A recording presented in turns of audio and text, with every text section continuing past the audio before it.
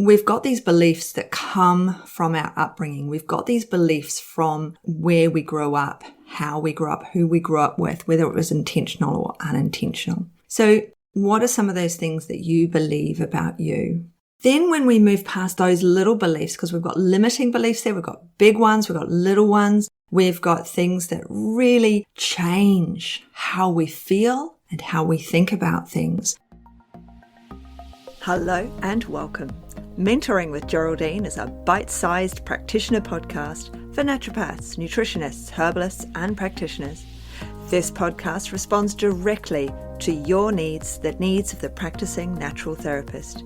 With interviews, herbal discussions, something business and something clinical each week, you'll get the variety you need and enjoy to stay motivated in practice. Hello everyone, and welcome to Mentoring with Geraldine and the Bite Size Podcast. How the devil are you? So today I thought, obviously I'm in your head, chances are you're listening to me with your headphones in, or like me, you might have bone conduction headphones. So you see me with those red dots on the side of my head, and a lot of the photos, on my Instagram and things like that. But chances are I'm currently a little bit in your head with your headphones. And chances also are that you're doing something else, because that's what I do. I listen to podcasts while I'm walking. So today it would be good if you could get a piece of paper out. But then again, if you can't, because like me, you'd be walking, I'm going to give you a minute between each question so that you can think about that answer, so that we've got these prompts, so that we can find out, do these answers surprise us? It's all about belief. What is going on with you? What beliefs do you have? So I'm always talking to people and saying, let's not try to be judgmental. The simple fact is, as therapists, we can help people no matter what their choice is. Yes, some people we cannot work with because their core beliefs are just so different to ours. I would really struggle to work with maybe a mass murderer. And yet at the same time, my core belief is maybe I can help that person to change. All right. So we have to think about what our core beliefs are and why we have them. And if we can remove them, get over them, deal with them, work around them, so that our client gets the very best from us. But at the same time, we're giving out the very best for our client. We're supporting them in the best way we know, without judging them, without making comment on their life choices, but helping them to improve their life choices at the same time, helping them to change the way they live. But our own thoughts and what's going on inside us can, limiting beliefs. Now, when we're working with our clients, we look at barriers to change, don't we? But barriers to change is an overall big arching, that's the physical as well as the mental. So part of that overarching reasoning, part of that is the limiting belief. So our barriers to change can be, there is no supermarket to buy fresh fruit and vegetables from. So our client really struggles to eat good food. They don't have a car to get them to the nearest fruit and vegetable shop, or they're outside their price range, or they don't like the flavor, or they're allergic or something. So these are barriers to change. But then we also have the psychological component of that. We have the problems that they have within that and those limiting beliefs. Well, I can't, the fruit and vegetable shops are a really long way off, so I can't get there. Whereas what about one day a week you actually make the effort and you turn that into an outing? Yes, you have to get the bus to get there, and you might have to change transportation systems. You might have to make a deal with someone to get a ride with them. But whatever it is, how can we overcome this physical barrier? Now, we might have psychological barriers that go with that. And so we have to think about, what is it that I believe about myself? So if you've got pen and paper there, if you've got the facility to journal, then, write down, what is it I believe about myself? If you're out walking, or you're doing the laundry, or you're cooking dinner, or whatever it is, just take a little moment. What are some of those things I believe about myself? Some of the positive and some of the negative. Have I got that little voice on my shoulder saying, oh, you're rubbish, you're terrible? What is it you believe about yourself? Are we listening to that inner voice? Is there an outer voice that we want to believe that we actually have to say it out loud? I believe that I'm strong enough to be an independent practitioner working within my own business. we might have to say that out loud. What is it we believe about, I believe about myself? What is it we believe about our inner selves? So just take that moment and just think, what is it? Is there a belief there that you thought you'd changed? Is there a belief that you grew up with that you've taken a long time to change? Maybe you grew up in a household that was racist. Maybe you grew up in a household that wasn't necessarily racist, but had absolutely no contact with anybody else except white, middle class, wherever you are. And one of my problems was sending my children to we've got a number of schools around us, and there is a local private school right here that's got an amazing music program. However, it's very much white and middle class. So I didn't want to send my children there because they'd have even though they're very musical, they wouldn't have that contact with other cultures and races. So what are some of these beliefs that we grew up with, intentional or unintentional? What are some of these beliefs that we grew up with that we've grown out of, or we've managed to change and think about? So I tried to make sure that my children went to very multicultural schools, having grown up in New Zealand where it's very multicultural, whereas Australia I'm not finding yes, there's ethnic multiculturalism, but there isn't a lot of Aboriginal input, unlike New Zealand where there was there's Maori at school, we learnt about them, we went on the marae. Even back in the day when there wasn't that integration that there is now, we still spent time learning about the Maori people, whereas I'm not seeing that in Australia about the Aboriginal peoples. It's only coming out now in the last 5,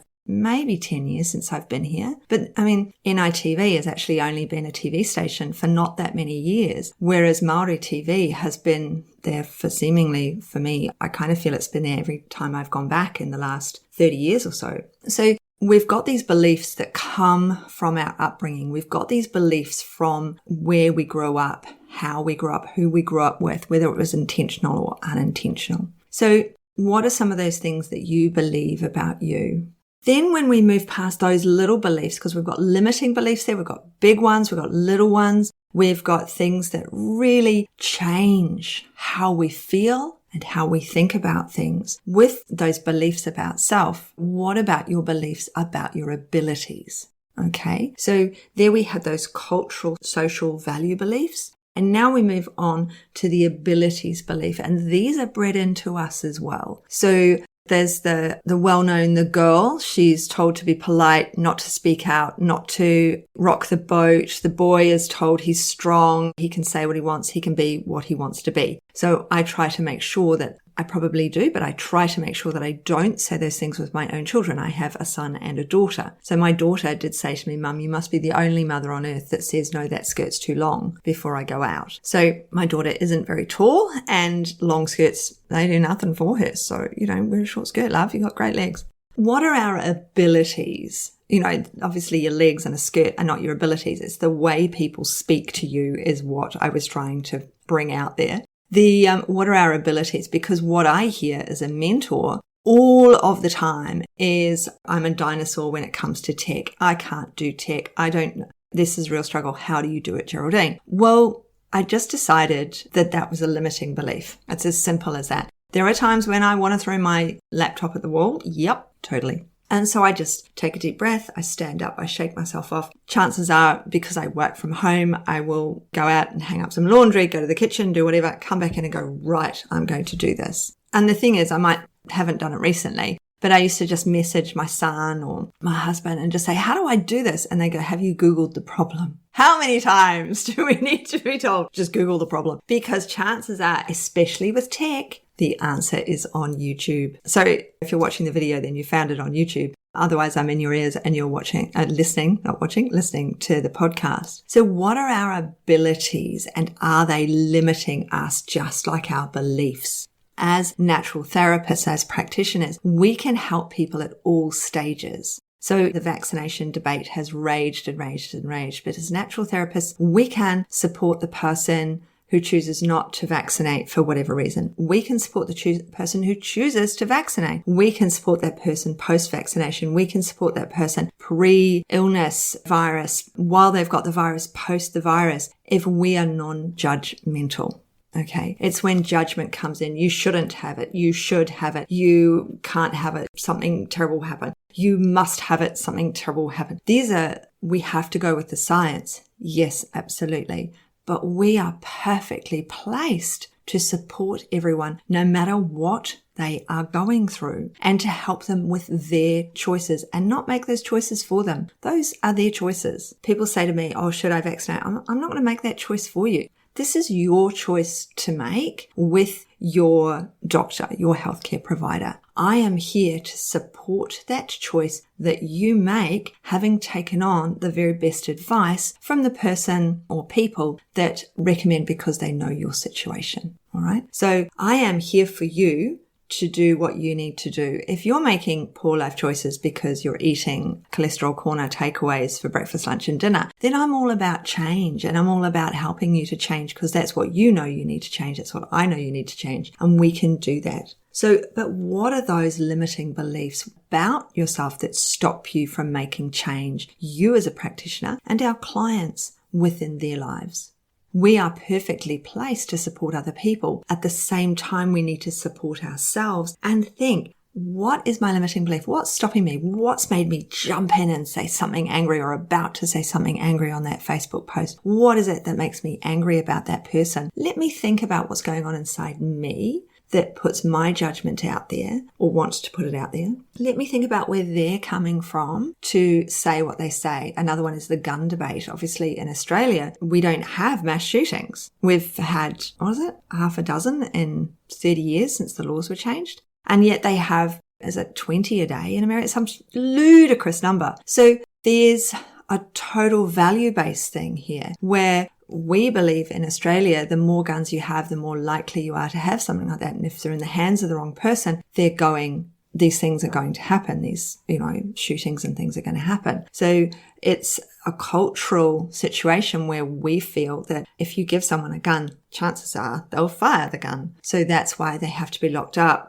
Ammunition separately, you register the fact that you have a gun and you are responsible for that gun. All of those things that go with it. And America, they've got a number of states, because I won't say everywhere, because obviously everywhere is nowhere and everywhere is somewhere. So they have that, wow, I have to have a gun to protect myself. I'm going to shoot someone, because if you're going to shoot someone, someone's going to shoot you back, aren't they? So it's a very different base understanding. It's a very different inner belief and belief that we've been brought up with. Up until recently, my front door didn't actually lock. Like, I had a screen door that people could just come in. It just made this huge squeak. I've got a new screen door, by the way, but it just made this, and that was, someone's come through my front door.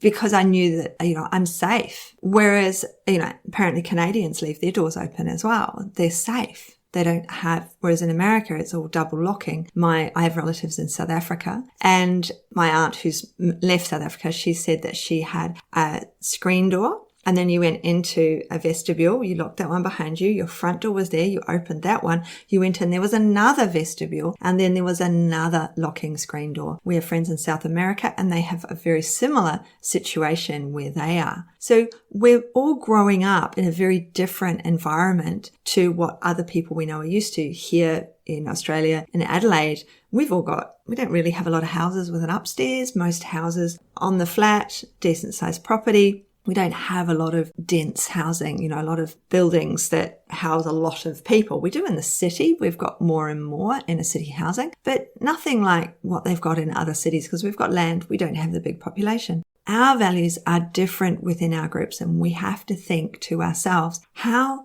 can I open my mind to these other people and their values, their views, their thoughts, still support them whilst I learn from them and understand their point of view, or say, like I do with the vaccination debate, this is your choice. How can I support your choice with what you do, with how you are stepping into this? And so then my abilities, I have all of this knowledge to support these people as they make their own choices with the support of their healthcare practitioner or their family and friends, or whoever it is that they've taken on their views from. But I am perfectly situated to support whatever it is the person needs, however they need it. Those abilities are there. Stretching my abilities because learning within the naturopathic sphere and the nutrition sphere is like eating dinner, really, because it's what I'm into. It's my thing, right? But my abilities outside of that. So I've been working online for a really long time, whereas I know that I'm supporting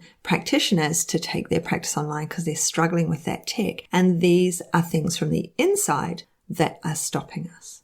These are the things that we're saying to ourselves, oh, I can't do that. Because what's that old saying? The word can't contains the word can. So let's think on the positive of that. I can do this. I am perfectly placed to learn to use tech because I have tech. I am perfectly placed to learn something new because I'm within that area right now. I am here. I am researching it. I am looking it up. I am listening to people. I am going to the right of the spectrum and the understanding and the left. I'm looking at the conservative as well as the more open naturalistic view of something. Where do I fall within that? But how can I be non-judgmental as I think about my beliefs, other people's beliefs, and I incorporate them into what I do? And as I extend my skill set and my abilities to incorporate even more. So hopefully this has got you thinking. Hopefully today's podcast is just really about you